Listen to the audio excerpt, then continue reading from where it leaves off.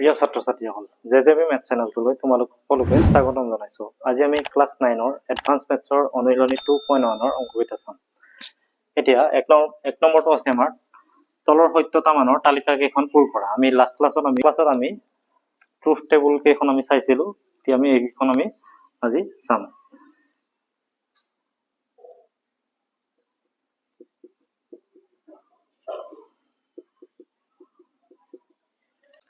এতিয়া এটো আছে তোমাৰ P or Q। তাৰমানে ডিসজাংশনত আমি কোনটো মনত ৰাখিব দিছিলো, প্লাসটো মনত ৰাখিব দিছিলো। তাৰমানে T কেইটা আমাৰ 1 বুলি ধৰিবা আৰু F কেইটা 0। মানে 1 + 1 কিমান হ'ব? 2 হ'ব। 2 হলে তোমাৰ T হ'ব। আৰু 1 + 0 1 1 হলে T, 0 + 1 1 হেতু T হ'ব। 0 + 0 0 0 হলে তোমাৰ F। P or Q or P and Q এটো তুমি মাল্টিপ্লাইটো মনত ৰাখিবা। 1 * 1 * 1 1 1 হলে তোমাৰ T, 1 * 0 0 0 হলে F, 0 * 1 0 0 হলে তোমাৰ F, 0 * 0 0 0 হলে F। এটা negation of P or Q। P or Q কোনটো পাইছো আমি? এটো P or Q এটো ইয়াৰ negation T negation F হ'ব। T হলে F, T হলে F, F হলে T। আৰু তোমাৰ negation of P, the negation of P and Q, negation year negation কিমান হ'ব? F আৰু N, negation of P and Q এটো তোমাৰ F হ'ব। ইয়াৰ negation F হ'ব। F আৰু T তাৰমানে ইয়াৰ F আৰু T যদি তুমি N টো লোৱা 0 * 1 কিমান হ'ব? 0 0 হলে তোমাৰ F হ'ব। তাৰমানে এটো 1 * 1 আমি নলওঁ কাৰণ ইয়াৰ negation টো লৈ আছো। তো T negation কিমান হ'ব? F হ'ব। সো F মানে 0 * 0 0 * 0 0 হ'ব। 0 হলে তোমাৰ F হ'ব। আৰু F ৰ negation তোমাৰ T হ'ব তো। সো 1 * 1 1 1 হলে তোমাৰ T হ'ব। আৰু এটো F ৰ negation তোমাৰ T হ'ব।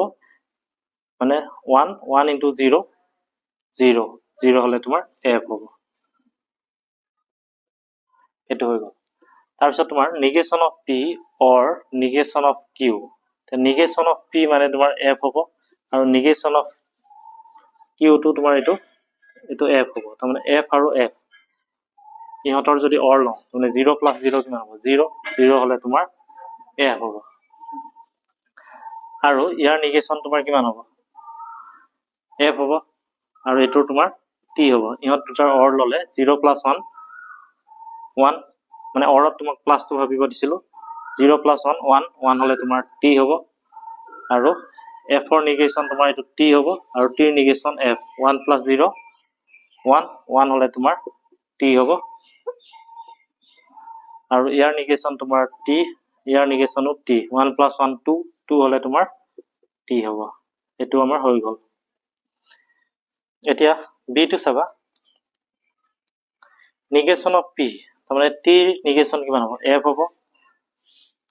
আৰু এটো T হলে তোমাৰ F, F হলে T, F হলে T। negation of Q তোমাৰ এটো T হলে F, এটো T হ'ব, এটো F হ'ব, এটো T হ'ব। এতিয়া P and negation of Q। P এটো negation of Q মানে তোমাৰ এটো হ'ব। ইহঁত দুটাৰ n কৰিলে 1 * 0 মানে n ত তুমি মাল্টিপ্লাই টো ভাবা। 1 * 0 0 0 হলে তোমাৰ F, 1 * 1 1 1 হলে তোমাৰ 1 * 1 1 1 হলে তোমাৰ T,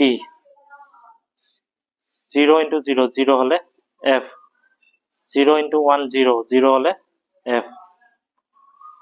তাৰপিছত তোমাৰ P conditional Q তাৰে negation P conditional Q আৰু P conditional Q ৰ negation টো ল'ব দিছে। P conditional Q হলে তোমাৰ কি হ'ব? TF ত তোমাৰ কি আছিল? TF ত F আছিল, বাকি কেইটা তোমাৰ T আছিল। কিন্তু এটো আমি P conditional Q হে পাইছো। ইয়াৰ negation টো ল'ব দিছে। তেতিয়া হলে T ৰ negation তোমাৰ F হ'ব, F ৰ negation তোমাৰ T হ'ব, T ৰ negation F হ'ব আৰু এটো T negation হলে F হৈ যাব। তাৰপিছত তোমাৰ negation of P conditional negation of Q। এটা negation of P conditional negation of Q আছে। এটা negation of P টো তোমাৰ এইটো আছে আৰু নেগেশ্যন অফ কিউ এইটো ইয়াৰ কণ্ডিশ্যনেলটো তাৰমানে টি এফতহে এফ হ'ব বাকী কেইটা চব টি হ'ব এইটো টি হ'ব এইটো টি হ'ব আৰু এইটো টি হ'ব এ বি দুটা হৈ গ'ল এতিয়া আমি চাম C2 এতিয়া C2 আছে আমাৰ পি কণ্ডিশ্যনেল কিউটো ল'ব দিছে টি এফত তোমাৰ এফ হ'ব বাকী কেইটা টি হয় এতিয়া পি কণ্ডিশ্যনেল কিউ এইটো ইয়াৰ লগত তুমি P2 কি কৰিব দিছে কনজাংচন কৰিব দিছে পি কনজাংচন মানে এইটো কনজাংচনত তোমাৰ মাল্টিপ্লাইটো মনত ৰাখিলে হ'ল 1 into 1 1 1 হলে তোমাৰ টি 1 into 0 0 হলে তোমাৰ এফ হ'ব 0 into 1 0 হলে এফ 0 into 1 0 হলে এফ এতিয়া এইখিনিৰ লগত তোমাৰ কিউটো এইখিনিৰ লগত কিউ কণ্ডিশ্যনেল হৈ আছে তাৰমানে টি টি হলে তোমাৰ টি হ'ব এফ টিটো তোমাৰ টি হয় এফ এফত টি হ'ব আৰু এফ এফত টি হ'ব এইটো হৈ গ'ল আমাৰ এক নম্বৰ কেইটা হৈ গ'ল